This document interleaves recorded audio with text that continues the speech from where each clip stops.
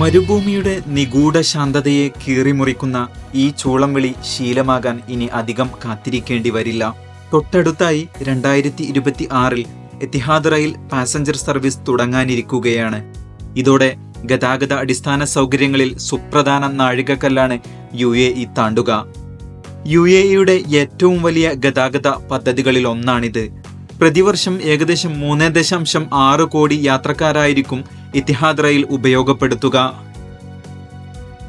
7 എമിറേറ്റുകളിലുടനീളം പ്രധാന നഗരങ്ങളെയും പ്രദേശങ്ങളെയും ബന്ധിപ്പിച്ച് ഏകദേശം 1200 കിലോമീറ്റർ ദൈർഘ്യത്തിൽ ട്രെയിനുകൾ ചൂളം വിളിക്കും. നിലവിൽ ഫുജൈറയിലെ സഖാംഖമിലും ഷാർജ യൂണിവേഴ്സിറ്റിയിലുമാണ് പാസഞ്ചർ ട്രെയിനുകൾക്ക് സ്റ്റേഷനുകൾ പ്രഖ്യാപിച്ചിട്ടുള്ളത്. ട്രെയിനുകൾക്ക് മണിക്കൂറിൽ 200 കിലോമീറ്റർ വേഗതയാണ് വാഗ്ദാനം ചെയ്യുന്നത്.